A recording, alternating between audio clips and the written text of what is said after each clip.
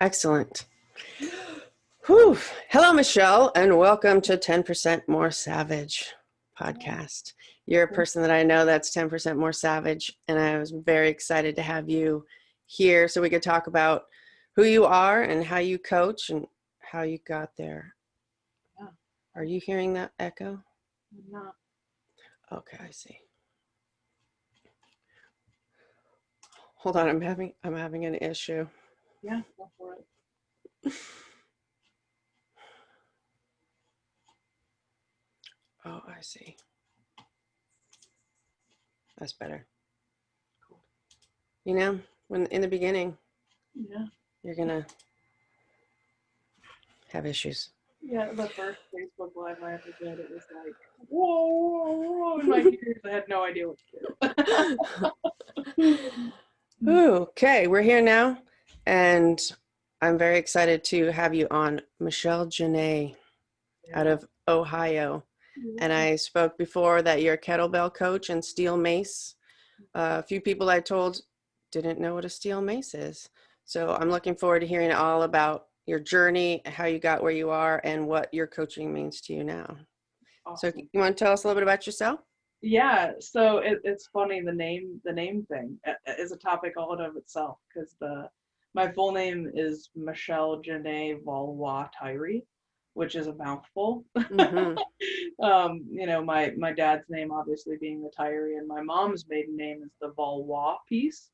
And at a certain point, I think it was just basically social media. I was like, I'm just gonna go by Michelle Jenai. I'm just gonna establish myself as an individual, and I love the way that it sounds. It flows really well. I love French. It's very French influenced. So, yeah, Michelle Jenai. And then actually, when I went into the Strong Coach program, I shortened it to MJ.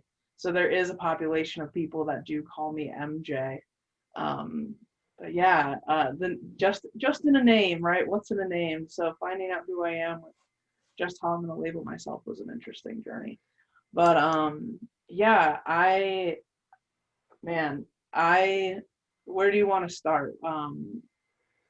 Gosh, when it comes to my coaching now and especially getting into the steel mace, it was multiple years journey of getting to this point of from experiencing physical fitness as an athlete in high school and being a very athletic kid, playing varsity sports and things coming very naturally. I was a kind of kid that um, actually didn't have to practice, which was a skill that I've had to learn as an adult because I Mm-hmm. didn't train that as a kid.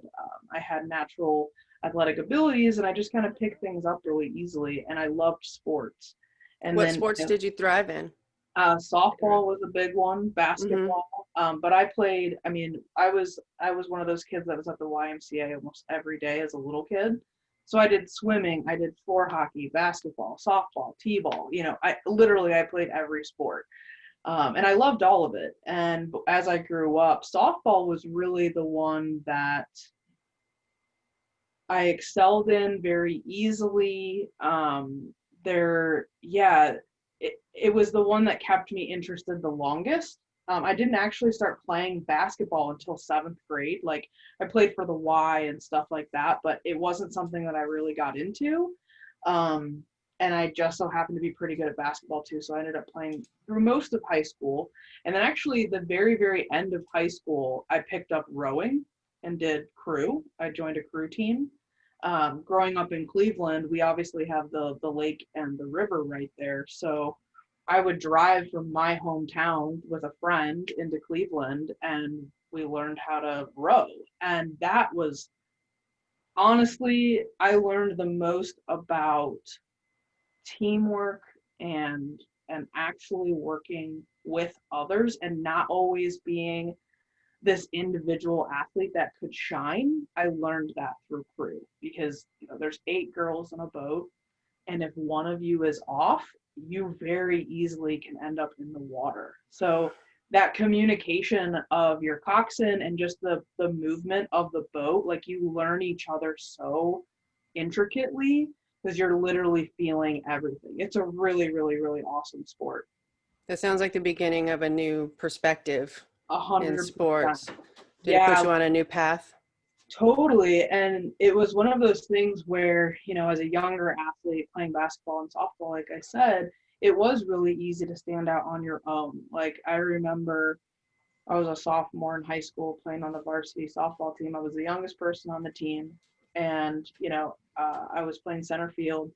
I was really good at batting. And almost every week I had some kind of blurb in the paper about what kind of good game that I had had, right? And that gives you a little bit of ego. The cockiness starts to come through when you're 15, 16 years old and people are telling you how good you are. And seemingly you're not really trying, right? Like I would just show up and have a good time. And then getting into rowing was was like a smack in the face. Humbling. It was a challenge that I had never really expected. And there was a lot of emphasis on position and posture and technique. Things that really, I mean, batting has some technique to it, but I hadn't really gotten coaching in that way until I got into crew. Again, because it's the minute movement of your body can literally change the end of a race. So definitely opened my mind to what group dynamics are like, what sports actually can be like on a different level. Rowing at the time was just starting to pick up for women. This was like early 2000s at the collegiate level anyway. So there were a lot of teams across the country picking up women, high school rowers for scholarships and stuff to go to school. And I actually did get offered a full ride to a school. And it's interesting because at that point I had been playing sports for so long. I convinced myself that if I wasn't going to be a professional athlete, it wasn't worth continuing sport in college. And there's probably a lot of different influences that came through that. I imagine I didn't come to that conclusion to myself. But I also have a family full of military. So Mm. towards the end of high school, it really was a decision of, okay, your athletics are great, your grades are great, you're going to college. So how are you going to get there? And the main answer was, well, I guess I'm going to join the military. So my sporting really ended at that point, actually. And I relied after the age of 18, I really relied on the military to keep me in shape ultimately. And I learned a few hard lessons due to that, due to relying on something external, especially because I didn't go active duty. I did the National Guard, and the National Guard, I really didn't know what to expect when I signed up, and it was a lot different than what I had expected it to be. And all of a sudden, I didn't have this foundation of practice that most kids get in some shape or form, at least with physical activity. I was a musician, so I knew practice with music, but I never applied it to physical activity. So I was never a gym goer. Like I didn't go do the isolation machines. Like my early 20s, I played softball. I played on like a club team. I found a bunch of friends, and Sundays we would go play softball, and it was all in good fun. We won a couple of championships in our division, but it wasn't anything super intense. So getting through the military career and really being in the best shape of my life by like, I don't know, 22, really basic training was a whole nother experience when you're talking about the coaching that occurs in the military, and especially at basic. It's very intense, and it really did set me up to have that kind of mindset even down the road. When I did eventually go walk into a CrossFit gym, what I recognized was how heavily that patterning of coaching I was clinging to. From the So military? so I came into the gym environment expecting to be yelled at and drilled and, humiliated, and my understanding of physical fitness at that point was you go hard no matter what. You know what I mean? Like there is no there is no play. It was a very interesting dynamic coming from sport, because I did view sport so much as just play. It didn't really feel like work. And then all of a sudden, as an adult, I lost that sense of play. And it was all about hard work and pushing through pain. And, think about late 2000s, 2012, 2013, when CrossFit, the the mantras and the memes that would come out then were so hardcore. And that definitely is a time where I stepped up my attitude as far as like becoming more savage. Like I definitely pushed the limits, even more so than when I was in the military. I did things that I never thought I would do. Shoot, picking up a barbell for the first time.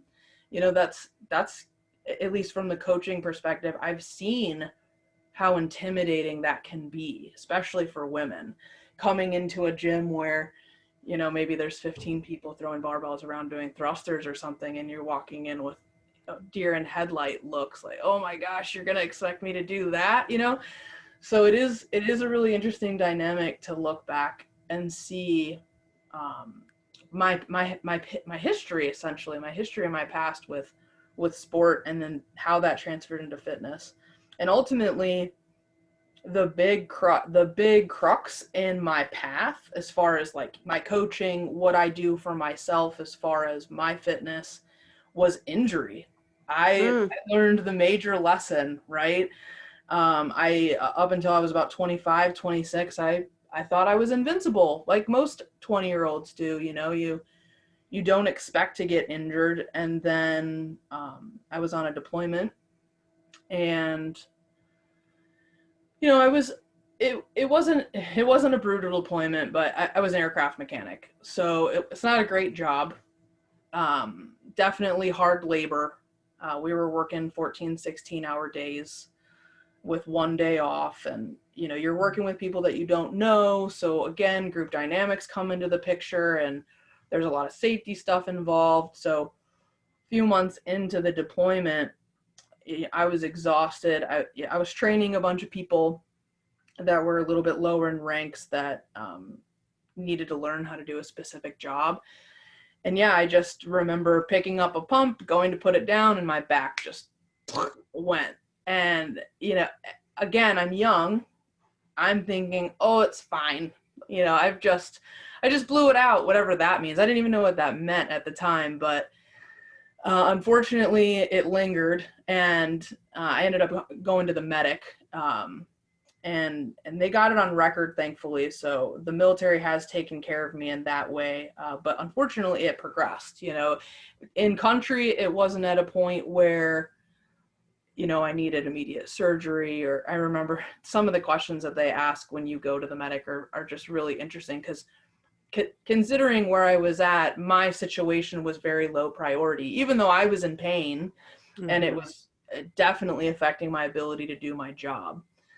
There are way more important injuries that are occurring when you're deployed. So I basically got it on my record, came home, and I did the best that I could to rehab it myself. I did what everybody else would do. I went to the chiropractor, right? And I did that for years and years and years. And eventually it just got to a point where I took my own care into my own hands, and I started reaching out to resources outside of my local community. And I found a coach, actually an online coach, and ended up doing their program for like a year, and got myself to a point where I could actually start being more human again. And during that process, like when I recognized, oh wow, yeah, I'm hurt to the point where I can't walk, right? I definitely was at that point. 2015, 2016, taking my dogs for a walk was something that was not happening. But I was immersed in this fitness community that I loved, right? I'd been going to the gym for years. I had some of my best friends were at the gym, so I wanted to make sure that even when I was rehabbing this injury, because I was going to rehab it, my goal was I'm a CrossFitter, right? Talk about identity. I'm a CrossFitter.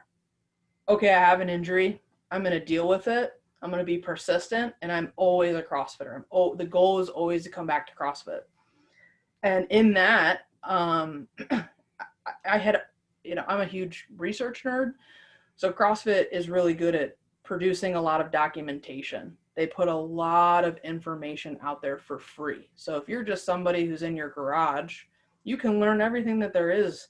Even now, there's so much information on CrossFit.com. It's a very good resource. So I was doing that on my own. I started CrossFit in my basement by myself, a slobbering mess, not knowing how to do any of the barbell stuff, So I had all this knowledge, and my physical ability had, temporarily been set aside. But I was in this community, and I saw an opportunity for me to step up. Right? So I'm at the point where I can't do a lot of the movements.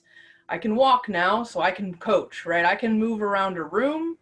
I can talk to people, I can relate to people, and I brought it up to the owner of the gym and said, hey, what do you look for in a coach?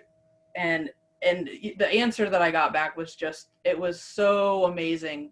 It reinforced the fact that the relationship that we have goes so deep. But his response was essentially like, you have the thing that you can't teach, which is passion. And that comes through. So I can teach you, how to coach somebody through an air squat. I can teach you how to manage your time in a class, but you already have what you need to be a really good coach.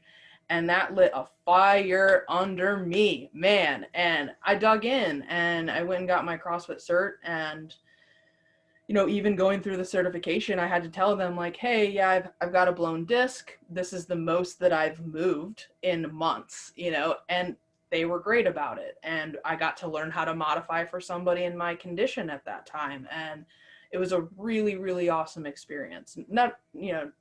You also meet really amazing people when you do those certifications, right?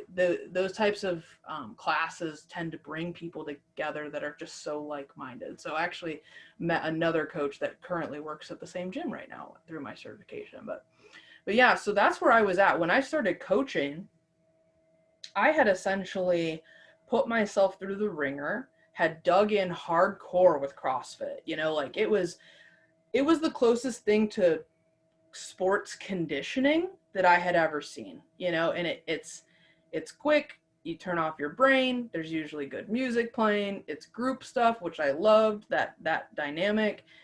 And, all of a sudden I was out of the game. That's how it felt. Like I'd been benched, and I didn't really know how to keep myself in the community other than stepping up to coach. How do I support the community? Well, I've got knowledge. I've got some experience. I'm going to see what I can add to this community and see what I can contribute. So coming into coaching I imagine was not a very typical way, like coming in injured essentially, but it gave me such an amazing perspective. It gave me a place to really connect with people on a level of like, let's not talk about just the short-term goal, right? And I know that was a huge part of the reason that I ended up getting hurt. Was I definitely had short-term goals. They were very tied to the military. It was very much about increasing my PT scores and things like that. And it really put into perspective what the long game looks like. So now I'm not just this young coach who's like, yeah, we're going to celebrate PRs every day. And, I want you to get a second off of your Fran time next Saturday. It became, okay, great. You're going to work on your benchmarks and you're going to work on your PRs, but what does your movement look like? How can we stretch this out so that it's not just a crash course? And in 10, 15, 20 years, you're moving just as well as you are today. So again, huge perspective shift when it came to how I related to the gym, how I related to the members, and what I did with myself and my own training. So, right. You started with easy play. Like it was easy to play. You could play anything, was all good. And then you were basically coached into injury. Yeah. Coached that way. And then you coached yourself out of the injury, back out. And through those connections at the gym, you saw, it sounds like you found your passion in that part when you discovered how to coach yourself back out of that and have new perspective and new goals. Like you were just talking about, you want to see long-term movement goals and strength and resilience Yes. as opposed to Resilience. that pound, Such a pound, good word. pound. Yeah. Yeah, yeah. And you know, one of the things that I will say about the CrossFit culture, I love CrossFit. Personally, you know, when you really look back at what the core of what CrossFit is trying to do, they're trying to help people be healthy. You know, they do a lot of fighting on the fronts against big pharma and just nutrition in general and trying to shift our culture. But it really is about just getting people moving, and it's not always about the score. You know what I mean? Mm-hmm. It's really easy to come into a CrossFit gym after watching the CrossFit games and oohing and awing over, you know, the top 1% in the world and thinking that that's all that it's about.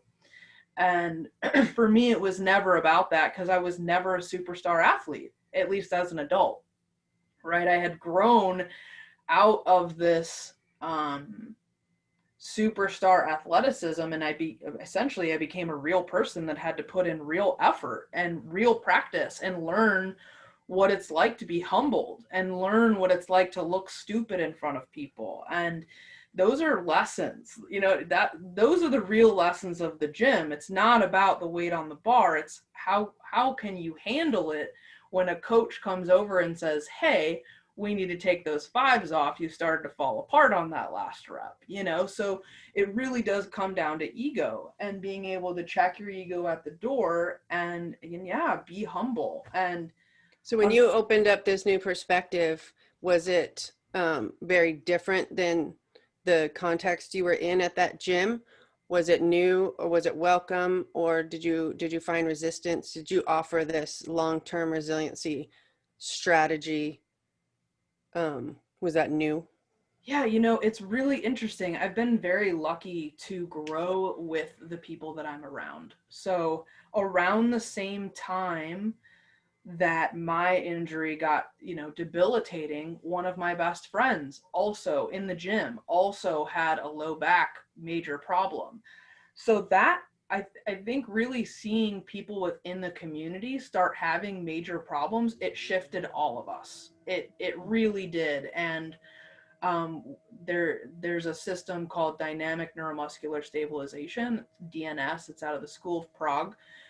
That was a skill set, a theory, a practice that was used with me with a practitioner that I found who's classically a chiropractor, but he definitely treats more like a PT, and he very rarely does an actual adjustment with me.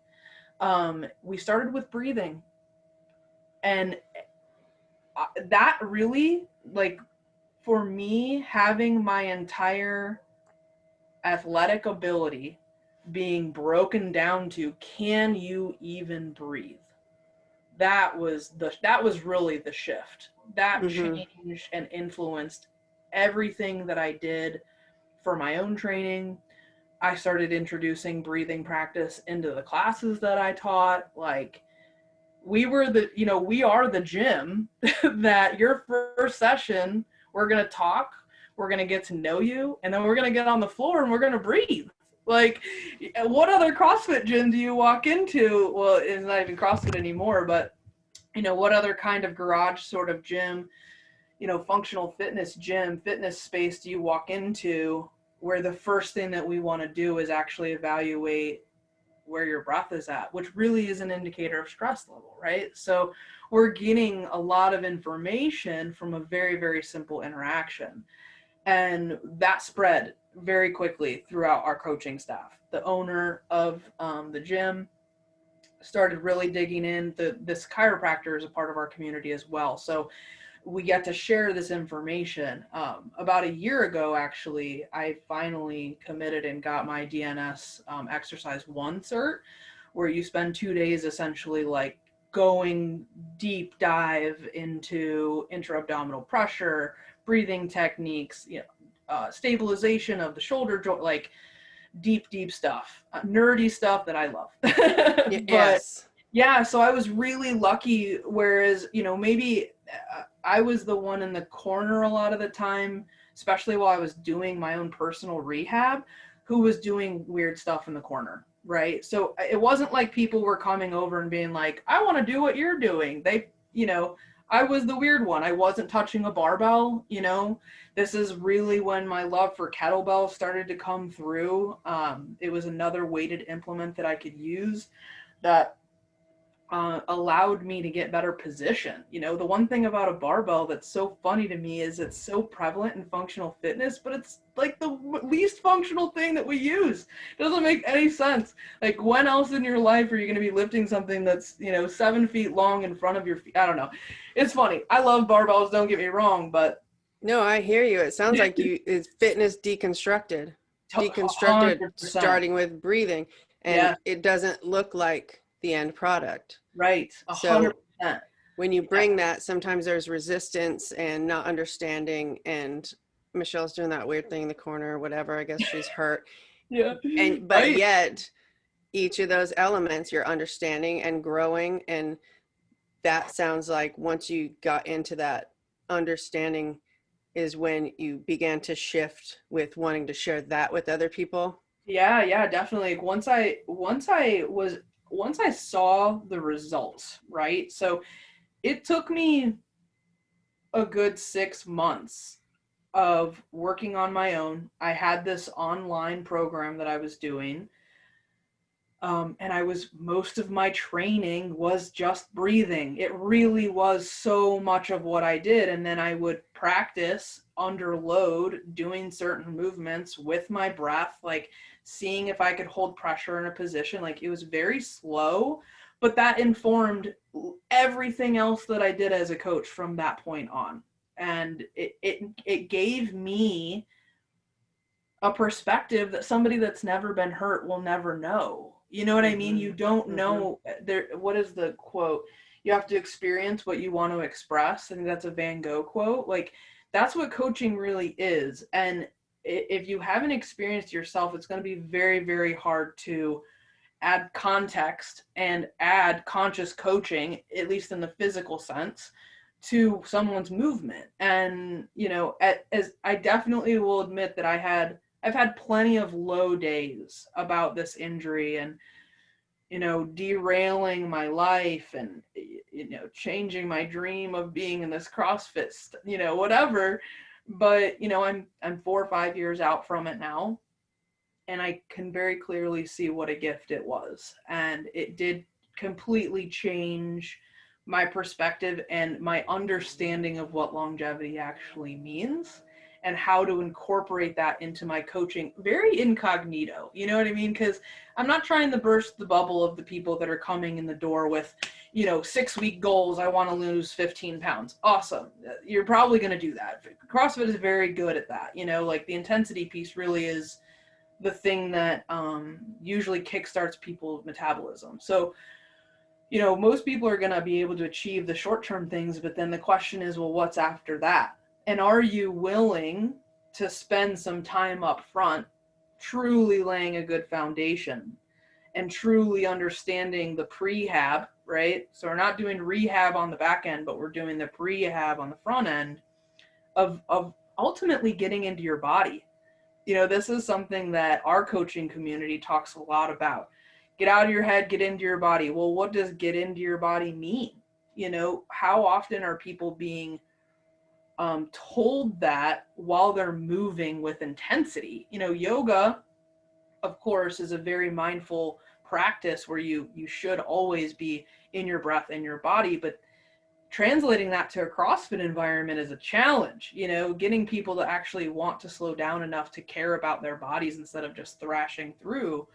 And to be conscious, it Yeah, sounds like the way conscious coaching. I love that yeah, phrase.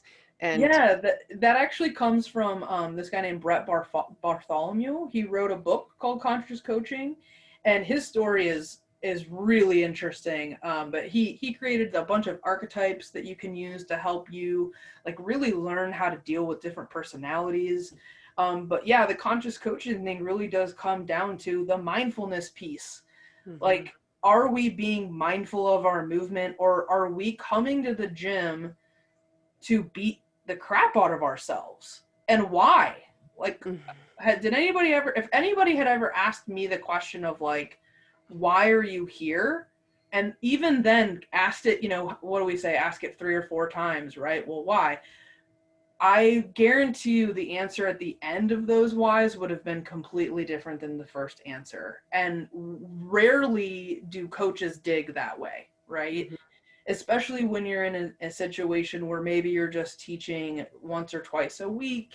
You don't see the same people each class. Like, it seems like an investment. It seems like you're encroaching on someone's personal life or something, but that's what a coach is for. That's our job. We're there to support people through potentially the biggest transformation of their lives, right? Coming into a gym is an entry point for people to change who they are, not just physically, but emotionally, spiritually, mentally. That all comes into play. You don't have to be a superstar athlete. This is for everyone. Everybody has access to this if the coaching is there. So Mm-hmm. it became very apparent to me that that was the kind of coach I wanted to be. And that was, it wasn't where I was at when I started. I was definitely in my own struggle in a lot of ways, and doing my best. I was doing the best that I could with what I knew at the time. Um, and yeah, it's unfolded in such an interesting way. Um, I do want to tell the story of one of the people that I worked with. We'll call her Katie. She came to us and she'd been at another gym, and she had been experiencing back pain for a really long time, on and off, as many people do, especially in the fitness world. We're very quick to write it off or go sit on a lacrosse ball for a few minutes and roll out or whatever. And that's what she'd been doing for years, and it was manageable, right? Well, it had gotten to the point where it wasn't manageable, and she made the mistake of telling our head coach when they came in, for their first assessments, that she had been experiencing back pain. And he was like, okay, well, we can't clear you for classes. We really want to have a conversation about what you've been experiencing and get you set up with something that will actually help you get better and heal you, instead of just throwing you back into the environment that you're used to. And so she got kicked to me, and I got to work with her. And gosh, it was such an amazing experience. And the reason that I wanted to talk about her specifically is because I learned so much from her. Like, I gave her every tool that I had in my toolbox at that point. I essentially gave her the entire program that I had done. We worked very intensively on breath work, and she got to a point where she went back into classes. She was feeling good. And ultimately, what I found out afterwards was that the stress of her life was really the thing that was keeping this injury reoccurring, right? So I had laid down the medical stuff, right? I had laid down the physiological PT rehab stuff that I knew, Mm-hmm. but I didn't know how to handle where she was at in her life and how to be there to support her in that way, Mm-hmm. right? So now I'm feeling good about my coaching in a functional fitness sort of scenario. I can coach classes. I can fix somebody's air squat within a few cues. People are feeling good, losing weight. I'm doing great, whatever. And then all of a sudden, this client comes up in my life that just throws me for a complete loop, because she's quote unquote feeling better and Mm-hmm. moving better, but she was extremely disconnected from her body. That was a huge hurdle that we had to get over.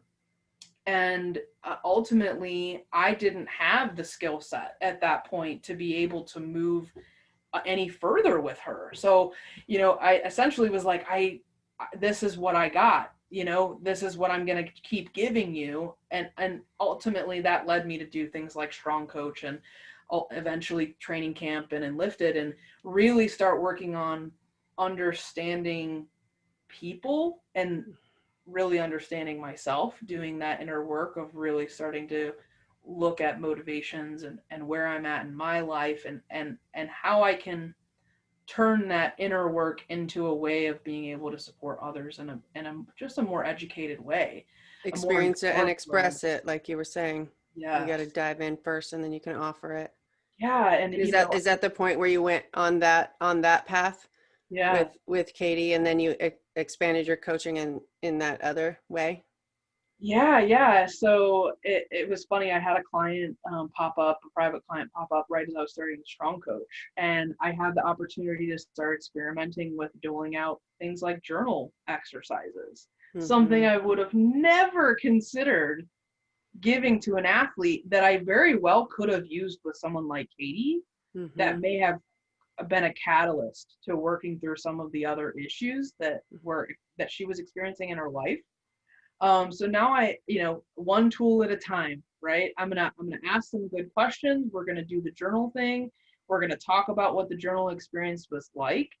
This particular client came to me looking for help to pass a test to get into FBI. So she was trying to pass her PT test for that. And she's an older woman, and she tried it a couple times before, and she had some history of injury. So we had to have a real conversation of like, okay, I can give you a program that will progress you, right? We have a certain amount of time. I can't guarantee that you're going to pass the test. I can guarantee that I'm going to give you a good foundation to build up all of these skills for the rest of your life. We're going to push the envelope where we can, but you are, X amount years old. You have a history of X, Y, and Z injury. Can you come to terms with the idea of this not happening, right? What happens if you don't get this position? If you don't get this job, right? Which in up to that point in my coaching practice, you would never bring up like what they don't want, or what, you know what I mean? Mm-hmm. The idea of something not happening, it was always just constantly like, we're gonna push, we're gonna go, you're gonna get it, like super motivational. And honestly, the motivational like cheerleading type of coaching, I'm terrible at. I'm just terrible. I would much rather have a real connection with someone and really understand how they need to be supported in that moment. Mm-hmm. And some people do like to be cheered on. A lot of people don't. A lot of people would much rather have a real connection, a few words of a cue, one-on-one, a little bit more just conscious connection. It just keeps going back to that consciousness of really understanding how to connect with people and dropping your ego. So me not assuming that if they're having a bad day, it's because of something that I did, or, just being able to be an objective observer and just be there to help them with whatever they need wherever you can. But So, so go go ahead. on. Well, I I'm was just going to ask, what does your coaching look like now? You've been Yeah. through this journey, and you're adding elements. I'm sure it's way different than previously. Yeah. Oh my gosh. What do Yeah. you It's what do so you do funny. now? What does it look like? So like, if I think back to the first few classes that I ever taught, I was the person that would like over inundate you with terminology and just overload you with stuff. As an athlete, you don't need to know, you know what I mean? I would just overdo it. And now I focus so much on asking the right question. Mm, So I'll give a demo, especially with steel mace. That's a great implement to use for the type of coaching that I do now. um it's a weapon, right? But it can be used in a very graceful way, and you don't have to do a bunch of extreme things with it for it to be a super intense workout. can you And explain what it is for everybody, so yeah, people that yeah. don't know what it So is can yeah, picture it? so the steel mace is a modern implement that is inspired by old Persian training methodologies of swinging clubs and swinging gada. So essentially, it's a weight on a stick, and the new version that we use today is steel. So the steel mace, and you know there's a handle, and then the end of it is weighted. On it is the main company that's known for making them, but you can get them all over the place. But on it does make a really high quality, well balanced steel mace. And most people, if you ascribe to the style that I like to teach and that I like to practice, which is steel mace flow, you're going to start with a 10-pound mace. I actually started with clubs because my shoulders were a wreck, but we can talk about that too. But I bought myself a 7-pound mace as well, because a lot of the positions, you know, the further that you're moving away from your body, the heavier the weight is going to be. So it may only be a 10-pound mace, but at some points it feels like 75, 85 pounds, right? Mm-hmm. Or even more than that. So using the implement itself to bring about sensation and connectedness to your body. So instead of giving a cue and just kind of watching and leaving it, and me objectively deciding like, yeah, that looked better, right? And being like, okay, I can move on.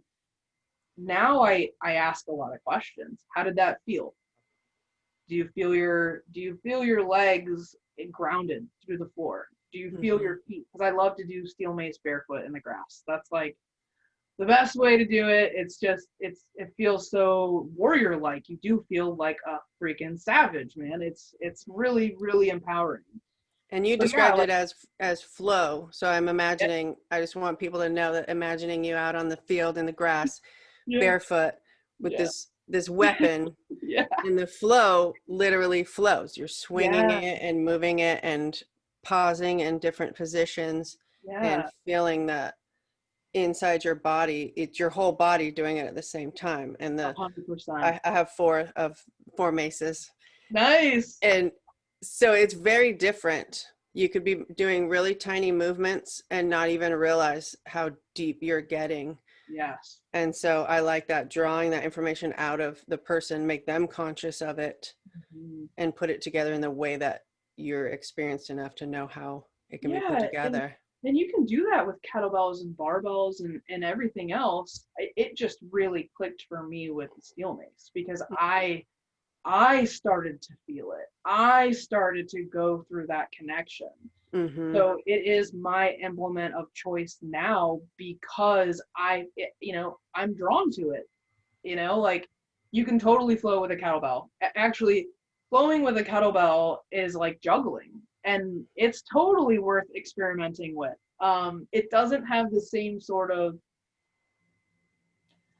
emotive Mm. properties as steel mace flow does. Can you And describe that? What are the emotive properties? yeah, You're so so dreamy and wispy when you talk about the flow, and it sounds so beautiful. I want to hear more about that. yeah, the first time that I saw, because there's a lot of steel mace stuff out there, right? On it also does like a very traditional style of basically just using the mace as an offset weight. Mm-hmm. That's really what it is. So you can absolutely do curls and presses and hinges and rows and stuff like that, but it's not beautiful. And one thing that Leo Savage says, the founder of Steel Mace Flow, he says, do something beautiful with your strength, right? Mm-hmm. And essentially, when I first saw Serena, Steel Mace Gypsy, I saw a video of her, and the first thing that came to my mind was, good God, she is dancing. She's Mm-hmm. dancing with that weight, and there is no stopping point. It's just this constant movement. It looks so natural. And that was probably 2 years ago, maybe, that I saw her video. Both of those folks, Leo and Serena, Oh, both just it's incredible. mesmerizing. Mm-hmm. Yeah, and and you can even tell with them and many other mace artists out there, there's a moment in the flow a lot of times where you can see on their face, you can see the emotion that's coming through. The masterclass flow, which is like the capstone of the level 1, has an entire story that goes along with it about the movement. So you are learning the purpose of the movement and how you can use the movement to work through the shit in your life. Like it really is a place that you can go. Some people go to a heavy bag and just will kick and punch the shit out of it because they don't know how to handle their anger. The steel mace does something totally different. And Sounds like martial arts. yes, yeah, there's so much of influence in steel mace from martial arts, and I was never into martial arts. You know what I mean? Like, I'm in a gym that has a side that is the fight side where we do what's called hybrid defense. It's heavily influenced by Krav Maga, and they do Muay Thai and things like that. BJJ I did for a little bit, but I never really felt comfortable in that world. So the steel mace has been a little bit of a bridge for me. And oh my gosh, what an amazing tool for anybody out there that is watching this that's into martial arts. Like, if you are not messing with the mace, you are missing out. Same with clubs. Like, you can't get the same stimulus that you can get from those two implements from anything else. But when it comes to the emotional side of it, Serena and Leo, they're flowing to music. They are literally dancing. They are incorporating this movement into the emotion that is coming up with whatever they're working out or whatever it is that they want to try to make beautiful that day. And I love the adage of bringing beauty into the world. Like, there's something about being a steel mace artist. That's the title that we get, is you are a steel mace artist. You aren't just a steel mace coach, but it is an art form, and it will always be evolving. There's always new ways to explore. Leo is like the king, obviously, of exploration on that realm. Some of the stuff that he does, my mind just pops when I see it. But yeah, there is a different intention that goes into this type of steel mace practice, where the weight is going to be moving a lot. You are not necessarily going to be in control. It's going to get messy. And that may be the biggest lesson for me that I've gotten out of my personal steel mace practice is don't stop. Like, when you're practicing something or you're just swinging and trying to feel things out, because the weight, it does take some time to start to understand how the weight moves in correlation to your body. And every mace is a little bit different. A different manufacturer is going to be a little bit different. So it's like making a friend. Like, you have to really get to know this piece of equipment. And when you move, man, it's making me think of just recently I hit this point where I was listening to some music. I have a flow that I like to do that was created by Jeff Oakes. He calls it the Dukkha flow, and it's essentially a healing flow. And it was a flow that I did actually coming out of training camp. I had not really been feeling like flowing. When you are going through these deep inner experiences, a lot of times you tend to shut down and you go internal, but you don't become very active. I was doing a lot of walking during training camp, but I saw his flow and immediately was inspired. It was just such a beautiful flow. There's something in it just clicked in me. And I said, okay, I'm going to go to the park on Friday and I'm going to learn how to do this flow. Because he didn't post instructions, right? He just posted the flow. And a lot of people do that. And then honestly, that was a huge way that I learned too, was watching videos over and over and over before I actually decided to do the level 1. Just to get the understanding of the inertia that occurs, and like just understanding the physics behind how do I swing this thing without literally killing myself, And so I go to the park and I'm with my friend and we're picking apart this flow, and I was just filled with so much joy. Like, the experience of not only pulling apart this flow, but then regurgitating it to my friend and then us mirroring it together. Like, there is something about mirroring with people. Our brains, we have mirror neurons. It definitely sets something off in us. And I feel such a deep connection with that person while we're flowing when we get to mirror. So that's typically how I'll teach when it's one-on-one. So we're doing this flow. And even before we got into the park earlier that day, I had heard a song. And I knew that this was the song that I was going to do this flow to. right? Music is a huge piece of my experience when it comes to my movement practice. Very rarely do I do a movement practice without some kind of mood setting music. Mm-hmm. So I had heard this song, I'm like, this is the song we're gonna do. So we practice it, we're breaking it down. We probably spent 2 hours like just breaking it down, kind of screwing around, laughing, whatever, having a good time. Finally, I play her the song. And I'm like, this is what we're gonna flow to. And she's like, okay, all right, cool. So we agree, we're gonna put the camera on and we're gonna record. And dude, it was like by the third verse, even now, I get choked up. Like I've done it alone, and like the tears just flow. I can't help. It brings something up in me that I really haven't experienced in any other way. I used to cry after CrossFit too, but like it was For usually different reasons. so painful. Yeah, right.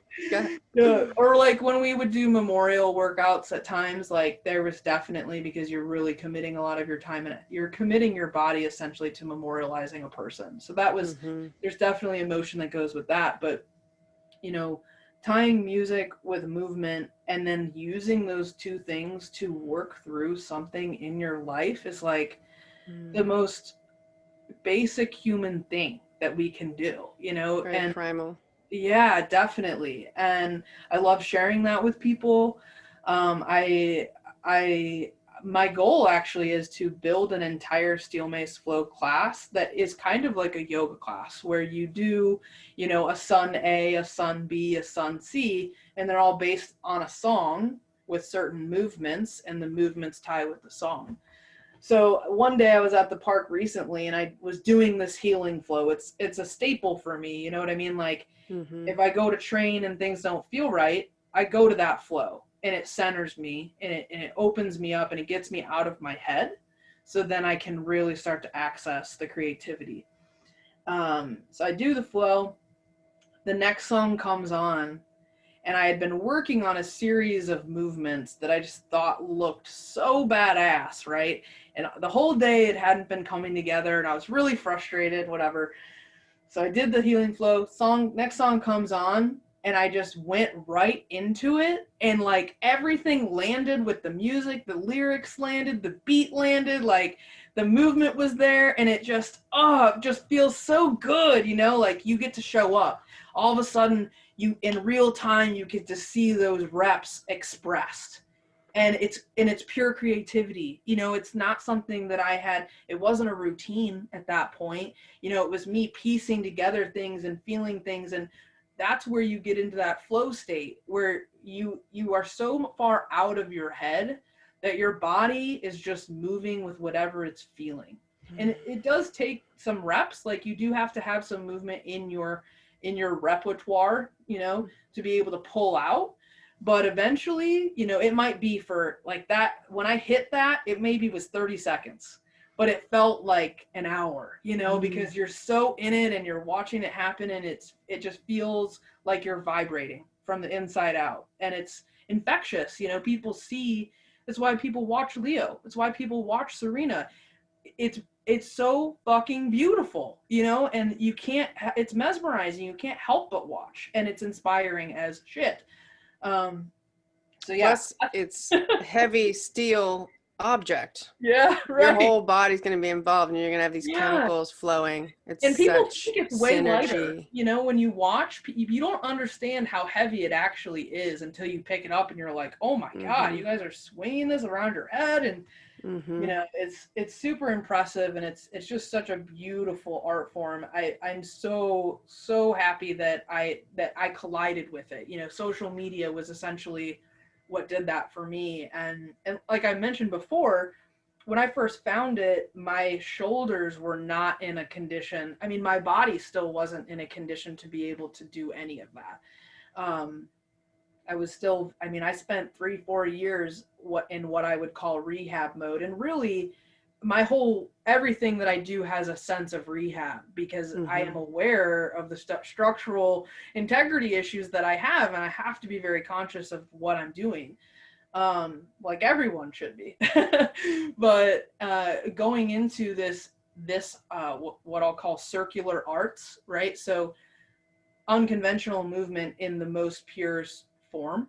And I found Indian clubs. I don't even know how that came up, but I might have been looking up steel mace or something, and then saw an Indian club and been like, that's interesting. Those are lighter. Maybe I could start with that. So I did. I did Indian clubs for like a year, and I used that to fix my shoulders, essentially, so that I could even do the mace stuff. And Indian clubs are a whole nother rabbit hole that you can go down. There are amazing people out there in the Indian club world that have been around forever. Comes from the same sort of family of traditional training. Indian clubs were considered like the first like PT equipment in England. Like it's super interesting. They're ancient, and you know there's video from the early 1900s when videography was becoming a thing, and they're videoing club routines. They're videoing people doing this stuff, and yeah, it's super fun. It's way more of a mind game. Like, talk about building neural connection through fitness and through movement. Holy cow. Like, Indian clubs is a whole nother level. It's essentially a puzzle that you get to put together. And I know the people that make the handles that I use, the guys over at Heroic Sport, they use it for Alzheimer patients. They would go and they would teach classes with their Alzheimer patients, because it literally does help. It helps regenerate your brain, and it just helps you stay more human. And it's really good for you. And the handles that I use are adjustable, so you can go from like as little as a half a pound up to 6 pounds or something like that. So they're really versatile. But that was my real entry into this martial art influenced, more healing type of practice. And really, I've stayed there. I talked about how my intention with rehabbing was to get back to CrossFit, and it really was for a long time. And ultimately, I've gotten to a point where I'm learning how to shed identities faster and cleaner. It took me a while when I got out of the military. It took me a while to shed that identity. I mean, I literally enlisted on my 18th birthday, so I didn't know what it meant to be an adult and not be in the military. And it took a year or so for me to really be okay with shedding that identity, and starting to wear the veteran identity a little bit more, and yeah, so shedding the identity of CrossFitter. If I'm not doing CrossFit, am I a CrossFitter? And why do I even need that identity? Can I just be Michelle? This is something that we talked about on the last call that we had, like labeling yourself and how tied we are to having a label as something, that we can cling to. And in my experience, every time that I go through this process, I'm getting to see now even more so how desperate I am to certain identities, and how detrimental that can be to your growth. Like it like everything else, it's also a practice, and I'm on my fifth identity now of learning how to try things on, see how they fit. If it feels like me, then I get to wear it for a little bit longer, and it makes it easier to step out of the older identities that really just don't fit me anymore. So I work in a fitness gym and a fight gym, but I teach steel mace, and right now in Columbus, Ohio, it's really interesting. There's nobody, I don't believe anyway, there's anybody outside of our small community that's teaching anything like what we're doing with steel mace. There is a coach I know of up north in Cleveland, Jane. She teaches steel mace. I want to go hook up with her at some point since I'm from Cleveland.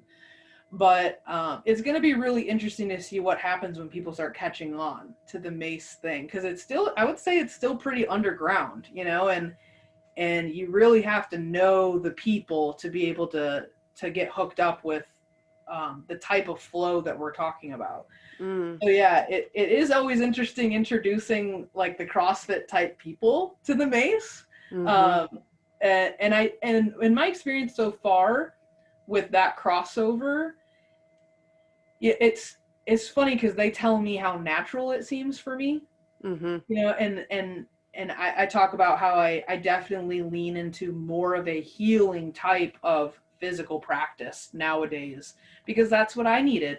That's Mm-hmm. what I put myself through. So again, it's what I know, it's what I can offer, and most people have enough stress and bullshit going on in their lives that going to the gym and just beating themselves up, is not even necessary. They need something that's an outlet that gets them moving, that is actually going to keep moving them forward with their physical ability. Martial arts is another really great one with a good coach. Like BJJ is a lesson in mobility and flexibility and just time under tension and Mm-hmm. being under pressure. And I yeah, trained so, and coached and competed in BJJ. yeah, yeah, It's huge. it's a huge. I love that that community too of our gym, the BJJ community. It's really special people that are attracted, that stick with that kind of sport. Mm-hmm. So yeah, it's been an interesting journey coming from like, basically varsity athlete high school kid to now swinging clubs and mace and still kettlebells every once in a while, but I definitely have leaned into clubs and mace in a big way. It Um, sounds revolutionary, and I yeah, love that it's a whole new form. yeah, That's everything you described. It's a new art form in the fitness world. yeah, And so do you coach steel mace at the gym yeah, currently? yep. What all kind of coaching are you doing right now? So the other thing that I have really dug into is breath work. Mm-hmm. And, like I mentioned earlier, and as you could probably just tell through the conversation, that I would go as far as to say that breath work literally saved my life. There were plenty of times where when my back was completely lit up, where I was stuck on the floor for hours Mm-hmm. at a time. And the only thing that you can do is breathe. It's literally the only, and even that hurts. Sometimes Mm-hmm. it hurts so much, but it's the only thing that you have. So knowing that that is such a huge part of how I've gotten through my experience, not just physically, but the emotional stuff that comes up in life too, Mm-hmm. as in lifting coaches and strong coaches and TCS graduates, like we've gotten the dose of what breath work, the expansiveness of what breath Mm-hmm. work can do for people. And I did I did a Wim Hof seminar with Brandon Powell back in November, and I'd known about Wim Hof for a few years. I had practiced it on my own and didn't really get it. Like I was on the other side of breath work. I was on like down regulation, Mm-hmm. DNS, intra-abdominal pressure, understanding bracing. I did understand the down regulation piece more because I was experiencing injury, and like down regulating your system is your golden ticket to healing. Mm-hmm. So I was really heavy into that. And Wim Hof definitely leans into more like hormesis, self-propelled sympathetic states using breath work and then experiencing cold immersion, which is another form of hormesis. So it was the other side, so I Mm-hmm. got a big dose of the parasympathetic calming stuff, and I'm trying to understand the sympathetic, like how do we build this into performance? How does this make me a better person? Like, is this something that I should even be doing? And I had a friend that was in San Francisco, that used to be a coach out here. And I remember seeing her going to a retreat out there with the Wim Hof crew, and they were like swimming in a mountain lake. And I'm like, what? That's crazy. You know what I mean? Like, I could Mm-hmm. probably do that, maybe. I don't know. But having Brandon come through and getting to experience Wim Hof the way that he delivers it, which his method is one of a kind. Wim Hof, there are plenty of Wim Hof instructors around the world. Brandon, I believe, is one of the first instructors in Northern America, and he uses the djembe, which is, again, super primal, right? We go Mm-hmm. back to like I actually started, I started playing the djembe. After Yeah. I did this course with him, I was so curious about using music and using drums specifically in breath work, and how it transports you, and ultimately how it connects you together. Like, Mm-hmm. it's like a symphony of breath and drum, and it's such a beautiful experience if you can be present for it, right? So I've, having I've that had, with I've, him, sorry, yeah, I've done a couple of Brandon Powell sessions and they were pretty incredible. it's Like incredible. that Imagine combo, the it was voice and the the drum. I yeah, can't wait to do it in person with the yeah, group. Exactly. Mm-hmm. yeah. It's, I mean, it is, yeah, it's a whole nother level. So after that experience, I knew that this was something that very heavily already tied to what I was, the staple of my mental and emotional and physical health, which was breath Mm-hmm. work. And I was starting to learn different ways that you could use breath work to get different results, and yeah, just change your physiology, having more control over yourself. So Mm-hmm. I actually continued monthly breath work for the gym. So Mm. I hosted breath work, and we did cold immersion, and it was a lot of fun. And some people came that were at the Wim Hof seminar, so they already kind of had an idea of what to expect. Some people were brand new, and it was really great to continue that experience for people. We did it once a month, and then COVID-19 hit. Uh-huh. Like, everything got put on hold. Um, and honestly, COVID, I coached for about a month and a half after the gyms officially closed, and it was such an interesting experience for me, because it seemed like it was the pause that the entire world needed, but I wasn't pausing. Mm.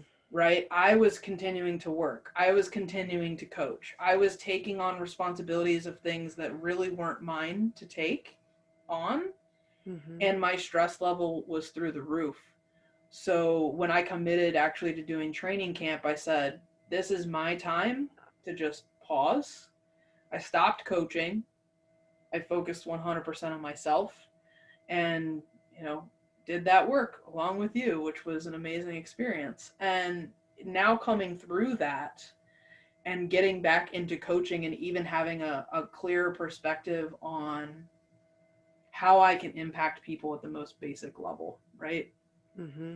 And it really is interesting to, even in especially in these times, when you're in a place where the air quality is so bad that you can't even go outside, right? Mm-hmm. Impacts breathing, impacts life. We're talking about literally life. We talk about COVID-19, which is a respiratory virus, Mm-hmm. right? Which is affecting your breath. Like, we're being shown in very, very many ways, obvious ways, that breath work is something that we should be paying attention to. And, lung capacity, ability to control your stress response through breathing, all of these things are accessible to everyone. They just need to be exposed in a lot of cases. And sometimes reaching the people that need it the most is the hardest, because they Mm-hmm. don't understand. They're not in a place to be able to see, oh right, if I just learn to control my physiology a little bit better, my life can be better. And we get hijacked by our stories, and we get hijacked by our experiences. And yeah, so that's the task that I have now, is learning how to meet people where they're at, and get them on board enough to give it a chance, and then see how they feel after their experience. So at the end of this month, actually, I'm hosting my first breathwork workshop since April. No, that's not right. Since February. I'm super excited. I changed the format a little bit, and it's all based on music. I have the djembe. I'm learning the djembe. I'm really focused on learning how to incorporate that in my own way. Brandon has a very special delivery method, and as much as it impacted me, I in no means am I trying to emulate him and what he does. Mm-hmm. I'm really excited to create my own avenue for that. And in the meantime, while I learn the djembe and build some competence around that instrument, I'm leaning hardcore on music, having an actual playlist to guide you through breath work is really interesting. And I literally came up with that idea yesterday. I yes, was listening to dude. music and I thought, let's find the right BPM. Yep. And I said to Alex, my partner, who also does breath work, and I just like, what if you had this experience to Yeah. music? So I Yeah. love that you're saying that, and Yeah. I can't wait to see what you do with it. Is your workshop coming up? Is that in your gym? It's not online, right? It's with your Right. people So there. it's in the gym, it's in person. I am planning to experiment with recording it so that I could make it available online. Mm-hmm. But yeah, so basically the same thing happened to me. I've practiced breath work with a lot of different people. Practically, social media, when you start looking at certain things, it starts showing you those Mm-hmm. things. So Mm-hmm. all of a sudden in the last year, I've had a lot of access to different people and their breathwork styles. So I've got to experience what a lot of different people do. And ultimately what I found myself doing, even I would pay to take this workshop and I wouldn't be following them. I would start doing my own pattern and finding my own flow, right? Finding Mm-hmm. my own flow, which is ultimately is the goal, like as much as group work is a blast and profound and is an experience like any other or like no other, doing a personal breath practice is really what we want. We want everybody to be doing this on their own when they need it. So yeah, once I realized that I wasn't even following along with what they were doing, um, I started just building a playlist. And like when I would do my basically my inner work stuff, my TCS work, and I wanted to do some breath work, I would play the playlist and I would just start matching it to Mm-hmm. whatever the goal was that I had out of that breath work, what I was trying to achieve, and picking songs that helped me get there. So Mm-hmm. I've created this playlist that it starts off very slow and smooth, and there's a large focus at the beginning of the workshop of really um, learning to manipulate our nervous system and our physiology to access more of our breath. So one of the things that really came up for me when I took Brandon's seminar back in November was because of my back issues, I needed to elevate my feet. So like having that 90-90 position with my knees and my hips, it really helped to take the pressure off of my low back so that I was actually Mm-hmm. comfortable enough to breathe, right? So that got me thinking, like, how many other people are coming into workshops that don't actually even know how to breathe, really? And now we're pushing them into this super, can be super intense breath practice, so that became a huge focus of what I can offer. Guess what? I've spent the last few years learning how to breathe. So I get to bring that to the table, and really allow people to learn tools to use on themselves, to better their breath work practice. And then they go on the journey of really learning the difference between nasal breathing and mouth breathing, and how we can manipulate those two things to get to a point where the ego shuts off, right? And we get to experience the connectedness of our body, and then we get to jump into a vat of ice and test our stress response and see if we can get our breath. So it's a fun experience, and I am super passionate about bringing that to people. So when it comes to steel mace, I teach at the gym once a month. That's my commitment right now. I'm Mm-hmm. open to private sessions. It's been interesting. Like I said, it's going to be interesting to see what happens in Columbus as the mace movement starts to pick up and as people really start to understand how useful this tool is, and that there is another way, right? Mm-hmm. It's not just about the isolation movements and the curls and whatever. There is a way to bring some creativity to this implement, and that's exciting, and it attracts certain people. I'm very curious to start talking to some yoga studios and some dance studios to see if they want to start hosting me to coach some workshops. But yeah, the breathwork thing is like, it's my foundation now. I didn't know that it was going to become that, but it really is the thing that I see as the most accessible for anyone. You know, we can do it online. The in-person experience is way just, I don't want to say better, but it is. Different. It's Yeah. different. It's way different. You connect with the people that you go through this experience in a way that you don't really understand until you do it. So yeah, that's really my focus. I was lucky enough to introduce it at a women's retreat that I have a close family friend. It's actually my best friend's older sister. She started hosting women's retreats, and it really started as like our close knit friends from high school the first year, and we all kind of we did some yoga, we did some meditation, but mostly it was just a chance for us to catch up and talk through some stuff. And then this second year had a little bit more structure to it, which was kind of exciting. And I got to introduce the breath work. I got all of them in an ice bath at like 9 o'clock in the morning in February in Ohio. It was, That's I swear impressive. to God, dude, it was warmer in the ice bath than it was outside. It was amazing. I was so proud of them. There was a handful of them that were extremely apprehensive to the experience, and everyone did it. And yeah, the thank yous that come afterwards when people realize that, you know, the fear comes up, right?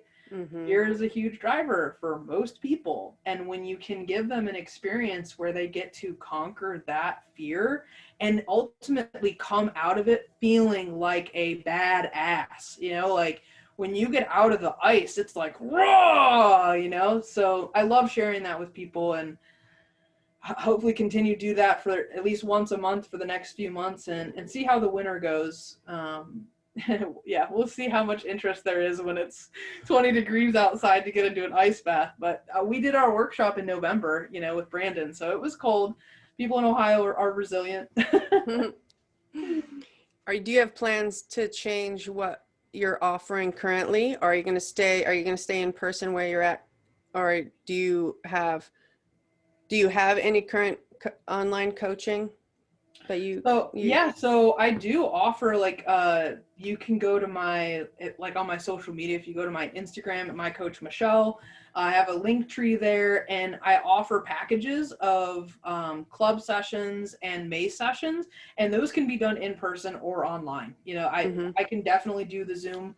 That's essentially what I did at the beginning of COVID-19. I was teaching steel mace classes. Actually, COVID-19 was what pushed me to start teaching steel mace classes. Mm-hmm. At that point, I'd just been kind of screwing around with my friends on Friday nights, and I was like, okay, we're gonna do this now, you know. So as much as it is fun to do it in person, like absolutely, online is totally accessible.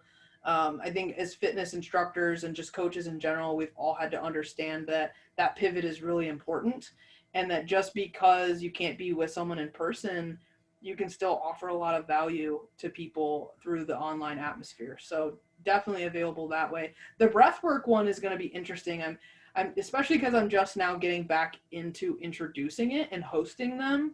I am curious to see how it comes off on the recording. Like, you know, the audio perspective, there's certain things that I want to make sure are present with the online experience that are also present with the in-person experience. So yeah, definitely in the future look for online. Like I said, if I can get that one recorded, that will also be available online to download for yourself.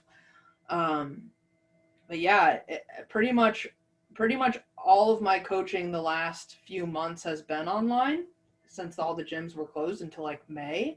Mm-hmm. So getting back into the gym space was actually the thing that was interesting. Was, oh wow, yeah, it's time to go back into a physical gym and actually see people in person. And the steel mace class that I do once a month is outside in the park, and I Mm-hmm. always encourage people to do barefoot. So we do it in the sunshine, you know. Um, we haven't I personally haven't run into a day yet where the weather hasn't been permitting, but we do have space inside the gym to do small groups in another area that's, you know, clean and meets all the standards. So the options are available. I love teaching steel mace on a one-on-one. Um, just because you really do get the opportunity to have real conversations. People are at times more open one-on-one than they would be in a group setting. But there is something special about moving, synchronicity, Mm-hmm. moving with the mace. And that actually, that my dog's up now, that actually, I recognized that part of me when I started crew. There is Mm-hmm. something extremely aesthetically pleasing about a boat and the oars all moving at the same time, and even watching a race and watching everybody move. So getting everybody in a group session moving at the same pace, doing the same movement, oh my gosh, it makes my heart explode. Like, that's ultimately the goal for me in every class, is to get people moving fluidly, getting them in the right positions, getting them to feel it in their body. So like Mm-hmm. starting to move away from so many like technical cues, and more of like, okay, we're going to do this and I want you to feel X, Y, and Z. Do you feel that? If not, what do you feel? Can Mm-hmm. you remember that feeling and then carry that through every other time that we do this movement? You Mm. know, connecting to the body so much more. That sounds really deep and broad and so much potential. I Yeah. love it. I am totally going to hit you up for a mace session Sweet. Love because it. that was I've played with it a lot and memorized a few moves, but I've never tried to do a flow, which Yeah, I always wanted to learn. So I would love to hook up with you that would be for amazing. that. And I can't wait to see your breath work. Yeah, dude, I'm Try to excited. record it, Yeah, whatever you need to do. But yeah, I yeah. would love Yeah. to be to I would love for that to happen Yeah. if the online thing happens because I am loving your passion and your approach and your energy and I can't wait to see that too. Thank you so much. Yeah, it's exciting to, I'm sure you can relate as a coach. We move through our coaching just like we move through our lives, and different things are going to spark things in us at different times. And Mhm. like I said, I never thought the breath work thing was going to be a thing for me. At the time, I was really being told as a beginner coach that, oh, you're going to be the low back rehab person, Mhm. right? And that was my niche. And it goes so much deeper than that. Like, people might come to me with low back pain, but 9 times out of 10, there's a million other things going on in their life, and the back pain is just what they're seeing and feeling. Mhm. So using Mhm. actual conscious breath work and conscious coaching to connect with people on another level so that they can heal themselves. You know what I mean? Mhm. Having that pressure of somebody coming to you thinking that you're going to fix them, and I was that person for a long time. When I was going to chiropractic and I was doing the PT stuff, I got really frustrated because I wasn't getting better, and I thought it was their job to fix me.